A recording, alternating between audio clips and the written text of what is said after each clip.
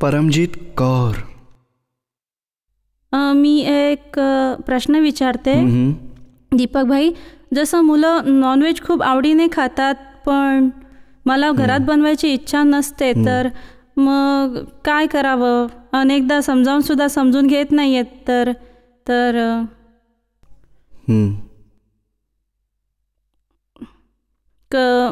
कधी मग राग येतो तरी मी प्रतिक्रमण करते, पण मुलं ऐकतच नाहीत.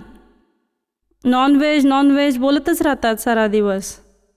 हे किती आठवड्यातून किती दिवस बनवावं लागतं? मी तर शिजवत नाही, तरी जेव्हा लास्ट इयर थंडीच्या दिवसात मी एक अंडं आणून शिजवलं होतं, बॉईल केलं होतं, ऑमलेट बनवलं होतं. तर पूर्वी मी सांगायचे तुम्हीच आणा बनवा आणि मला काही प्रॉब्लेम नाही आहे, कारण जास्त त्यांना प्रेशर नाही देता येत. नाही द्यायचं, पण हल्ली ते म्हणतात मम्मी एवढा टाईम नसतो, तू जा ना, आणि आम्हाला नाही आहे टाईम, तर बनव आणि कर. सोडू कसं आहे सगळं? ज्या दिवशी बनवावं लागतं त्या दिवशी मग 15-20 मिनिटं, अर्धा तास आणि प्रतिक्रमण करा, कारण जीवाची हिंसा तर झालीच ना. नाही, तुम्हाला मुलं आहेत, त्यांची कुणी मान मोडून मारलं टाकलं त्यांना, काही दुःख वाटेल की नाही तुम्हाला? मुलाला वेदना होतील ना? हिंसा म्हणाल याला की नाही म्हणणार?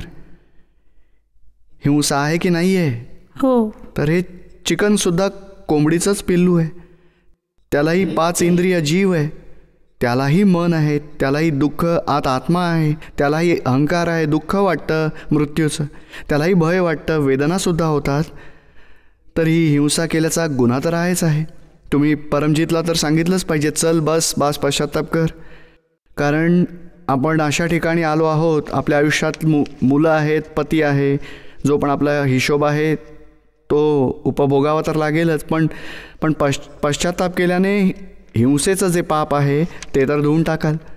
तुम्ही शुद्धात्म्यात राहून परमजीतना प्रतिक्रमण करायला लावा, आणि जेव्हा अशी हिंसा होते अर्धा तास 1 तास बसून खूपच माफी मागा. मग मी तर तुमच्या कर्मांचे हिशोब पूर्ण होत जातील.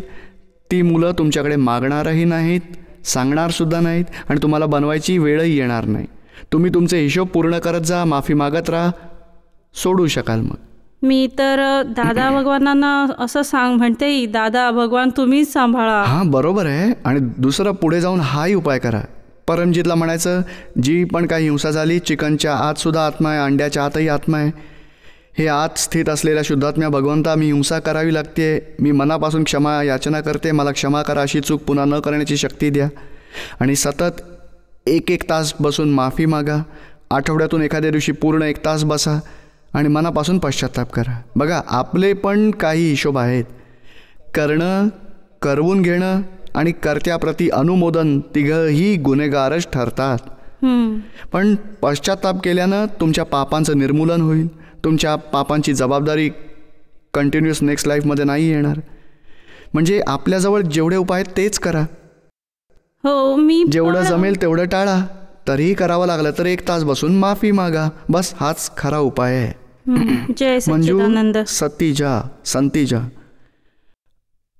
अशाता कर्म, वेदनीय कर्म, भास्म कर्म, द्रव्य कर्म काय आहेत?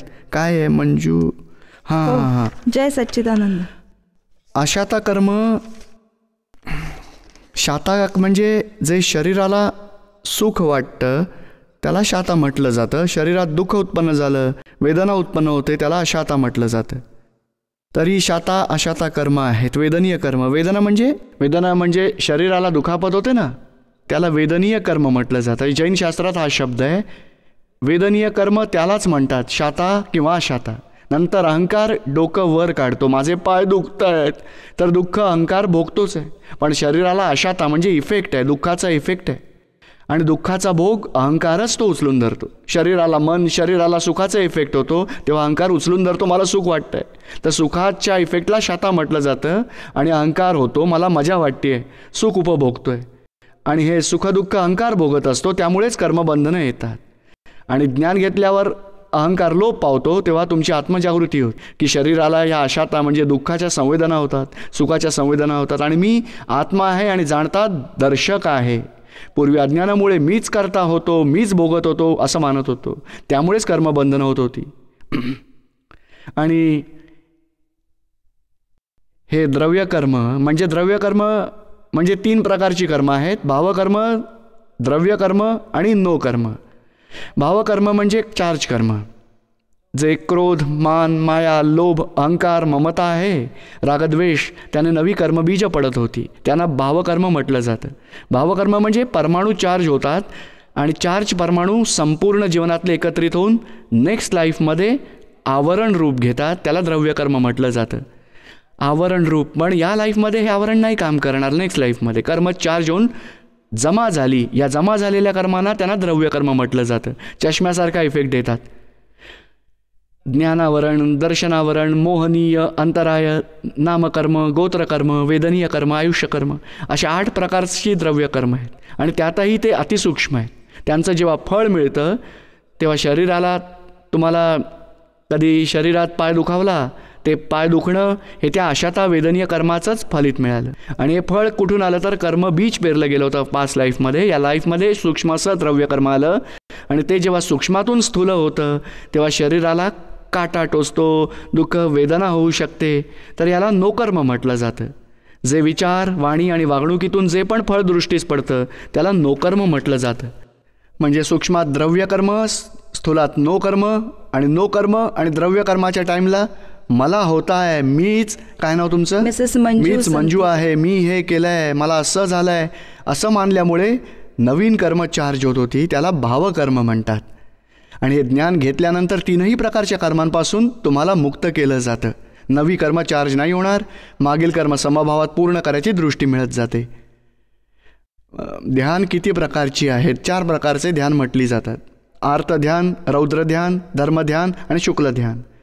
आर्त ध्यान म्हणजे कोणी नावडते असे पाहुणे येताना दिसले तर आत असे क्लेश होतात ना, आणि द्वेषही वाटतो, अरे अरे आता कुठून आले, लोक जाणारच नाहीत, तर भाव बिघडले, त्याला अर्थ ध्यान म्हटलं आहे. म्हणजे कुणालाही दुखावत नाही होत, स्वतःच दुःख त्रास सहन करतो, चिंता वाटते, दुःख होतं, कुणाला इतरांना समजत नाही, ते असे भाव बिघडले त्यावेळेला आर्त ध्यान म्हणतात त्याला. आणि द्वेष वाटल्यावर, रागामुळे कुणाला दुखावलं त्याला रौद्र ध्यान म्हणतात. आणि धर्मध्यान म्हणजे कुणाला दुखावत नाही, सर्वांना सुखच देतात. आणि दुसरं आर्त ध्यान आणि रौद्र ध्यानाबद्दल पश्चाताप करतात, माफी मागतात, त्यावेळेला धर्मध्यान होतं. आणि आत्मध्यान, मीच शुद्धात्मा आहे हे भान असणं, त्या जागृतीत राहणं, त्यालाच आत्मध्यान म्हटलं जातं, त्यालाच शुक्ल ध्यान म्हटलं जातं. समजा हा धर्म ज्या क्रिया करतो ना, मंत्रजप, पूजा अर्चा, ती धार्मिक कृत्य आहेत. धार्मिक कृत्यांच्या वेळी आत जो भाव असतो ना, होतं ना कधी कधी 5 माळा रोज जपायच्या खूप कंटाळा येतो, तेव्हा अर्थ ध्यान होतं ते. आणि अशी भावना झाली की भगवंता मला भक्ती करायची बुद्धी आली आहे, तर ते धर्मध्यान होईल. आणि मला जपताना जर मुलांना ओरडलो की आवाज का करताय, समजत नाही, शांती राखा, तर ते रौद्र ध्यान झालं. म्हणजे केलं ते ध्यान नसतं, कृतीच्या टायमाला आत काय परिणिती आहे ते ध्यान आहे. मन आणि चित्त यात काय अंतर आहे? बुद्धीद्वारे घेतलेला निर्णय हा बरोबर असतो का? हे मन आणि चित्त काय आहे? 4 घटक आहेत. जे शरीर जे दिसतं ते आत मन, बुद्धी, चित्त, अहंकार, त्याला अंतःकरण म्हटलं जातं. हा दुसरा पार्ट आहे सूक्ष्म, आणि त्याच्या पुढे आत्मा आहे, तो तिसरा पार्ट आहे. तर आत्मा आणि शरीराच्या मध्ये अंतःकरण आहे. अंतःकरणात मन, बुद्धी, चित्त, अहंकार 4 घटक आहेत. जसे शरीराचे अवयव असतात ना, हात, पाय, डोकं, पोट, तसे अंतःकरणाचे 4 अवयव आहेत: मन, बुद्धी, चित्त, अहंकार.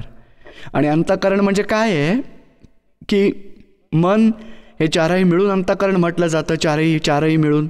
आणि मन वेगळं कार्य करतं, चित्त वेगळं कार्य करतं, आणि बुद्धी वेगळं काम करते, अहंकार वेगळं काम करतो.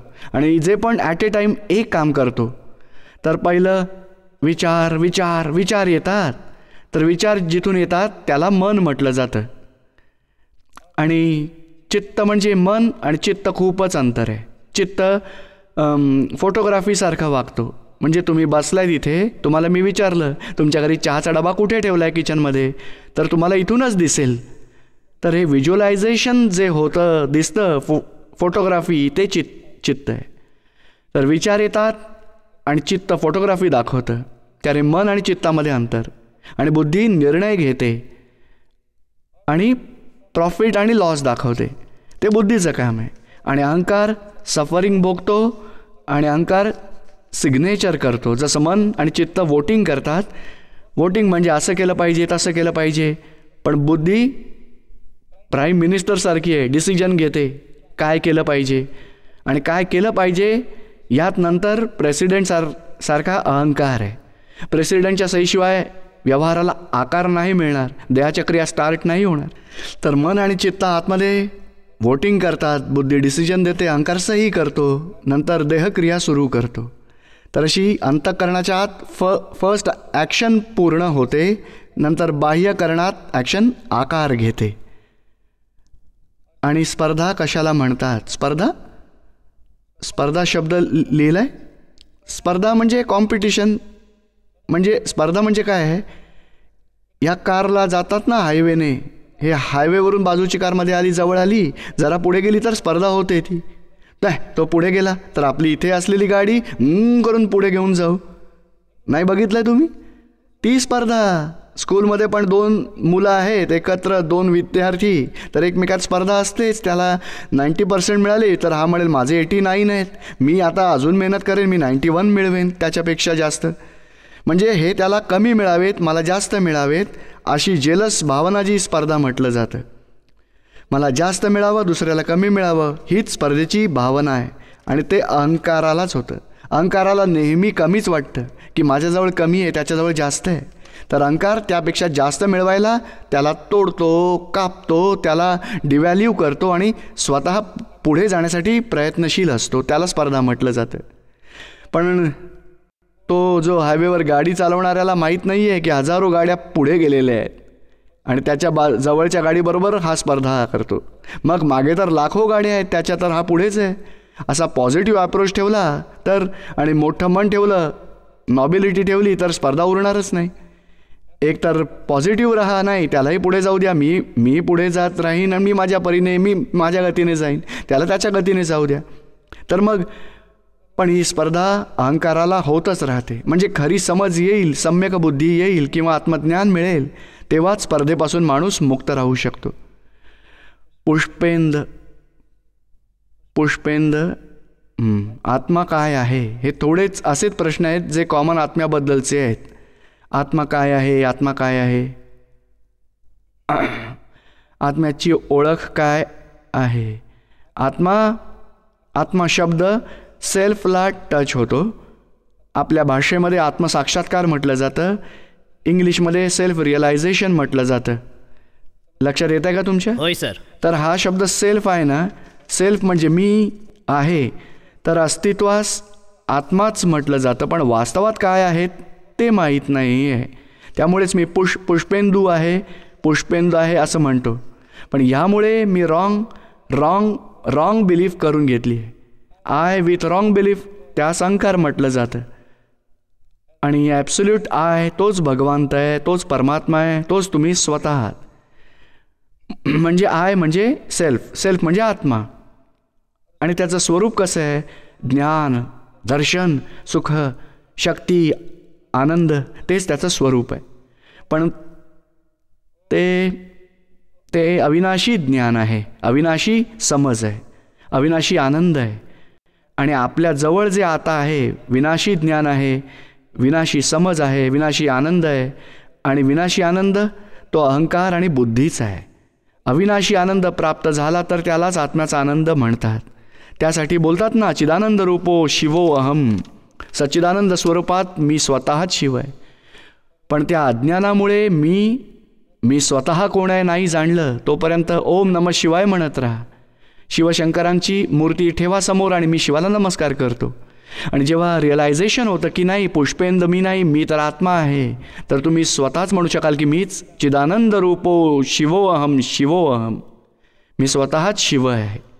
म्हणजे मी पुष्पेंद आहे, त्याला अज्ञान म्हणतात, ज्याला जीवस्वरूप म्हटलं जातं. आणि मी आत्मा असल्याचा अनुभव झाला त्याला शिवस्वरूप म्हटलं जातं. लक्षात आलाय तुमच्या? आणि त्याची ओळख कशी पटेल? या पुष्पेंदाचा कोणी अपमान केला तर वाईट वाटतं ना? नाही की कोणी इन्सल्ट केला, पुष्पेंद असा आहे तसा आहे, अरे बाजूच्या रूममध्ये कुणीतरी बोलताय पुष्पेनला असं केलं पाहिजे, काढून टाकलं पाहिजे, तसं केलं पाहिजे, तर तुम्ही ऐकलं तर वाईट वाटतं की नाही? आणि नंतर इतकंच ऐकू आलं की जयपूरवाल्या पुष्पेंद्रबद्दल बोलणं चालू आहे, तर तुम्हाला काही वाईट वाटेल का? नाही. ओ, हा तर दुसरा आहे, मी नाही. तर इथेही तुम्हाला हेच ज्ञान मिळालं की पुष्पेंद्र शरीराचं स्वरूप आहे, मी आतील आत्मा वेगळाच आहे. तर पुष्पेंद्रचं दुःख तुम्हाला टच नाही झालं, तोच आत्मानुभव असणार. समजताय तुम्हाला? जय जय जय सच्चिदानंद. ज्योती जापते जपता. जय सच्चिदानंद. काय ज्योती, तुमचं काय नाव आहे? तुमचाही तोच प्रश्न आहे, आत्मा काय आहे ते तर आत्ताच सांगितलं ना. आत्म्याचं स्वरूप कसं आहे? आत्म्याचं स्वरूप असं आहे,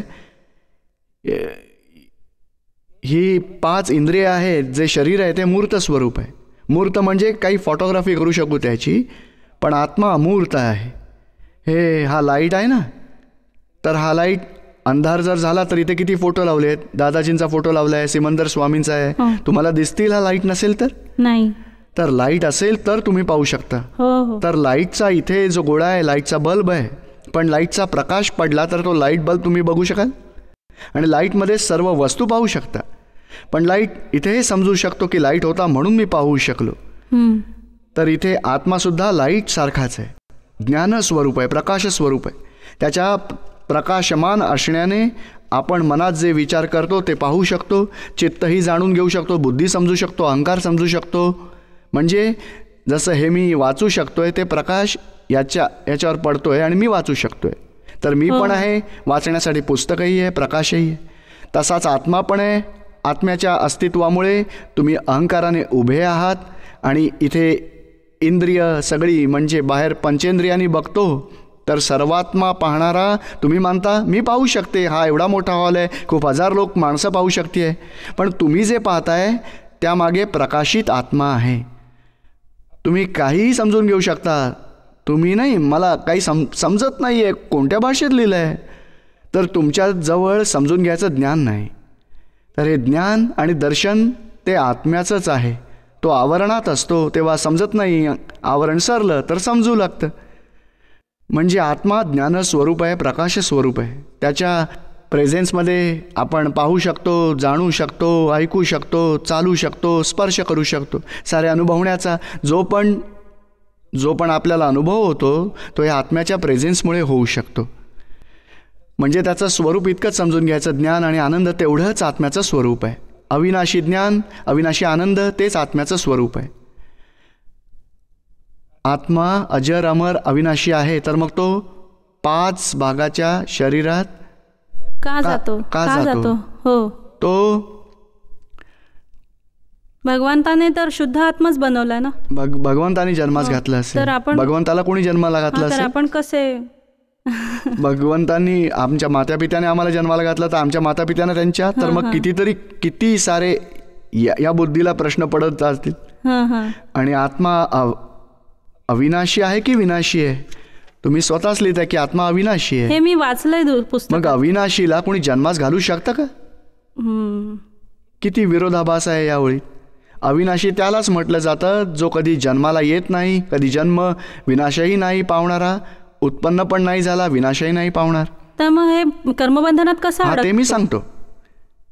हे काय होतं नाही, तुम्ही सूर्योदय झाल्यावर तुम्ही मॉर्निंग वॉकला जाता ना, तेव्हा मागे ती पडछाया ही सावली असते ना, ती कोण बनवत असेल सावली?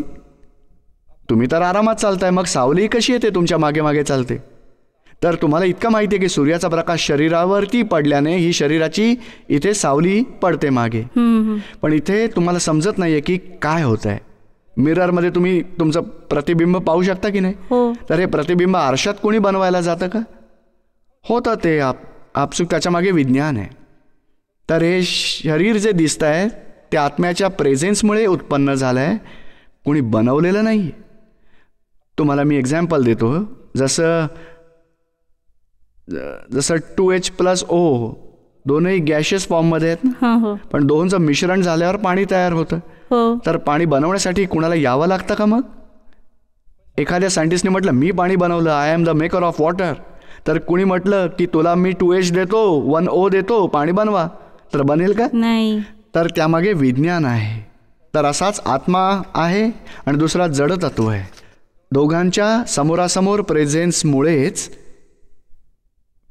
विशेष भाव उत्पन्न होतात, व्यक्तिरेखा गुण उत्पन्न होतात, तिरोभाव उत्पन्न होतो. त्यामुळे अहंकार उद्भवतो आणि अहंकारामुळे नंतर बुद्धी उत्पन्न होते. त्यानंतर राग द्वेष आणि कर्म घडत जातात. मग कर्मफळ भोगावी लागतात. कर्मफळामुळे हे शरीर मिळतं. म्हणजे हा अहंकार उद्भवला, तोच 2 तत्वांचं मिश्रण झाल्याने अहंकार उद्भवतो. 2 तत्वांना विलग करा तर अहंकार लोप पावेल. नवी कर्म चार्जिंग स्टॉप होतात आणि आत्मा जन्म मरणाच्या फेऱ्यातून मुक्त होत जाईल हळूहळू. मग हे सगळं आम्हाला ज्ञानविधीमध्ये हेच मिळतं तुम्हाला. हा सूर्य आहे तर त्याच्या प्रेझेन्समध्ये सोलर पॉवर जनरेट करतात ना इथे. तर पॉवर कोण जनरेट करतं? सूर्य स्वतः येऊन करतो का? ते त्याच्या फक्त प्रेझेन्समुळे होतं. ते सूर्याला काही यावं नाही लागत इथे. आणि सूर्याच्या अस्तित्वामुळे सोलार पॉवर तयार झाली आणि पॉवरने मशिनरी चालेल. सोलार कुकर असतो की नाही, तर सूर्य भात शिजवायला येतो का? नाही. त्याच्या प्रेझेन्समुळे होतं. तसंच आत्म्याच्या प्रेझेन्सने मन, बुद्धी, वचन, काया 3 बॅटऱ्या चार्ज होतात. हळूहळू 3 बॅटऱ्या डिस्चार्ज होतात. पण आत्मा काही नाही करत. तर तो आत्मा जो अकर्ता आहे, अविनाशी आहे, ज्ञाता आहे, द्रष्टा आहे, त्यालाच जाणून घ्यायचं आहे. समजलं का तुम्हाला? हो. जय सच्चिदानंद.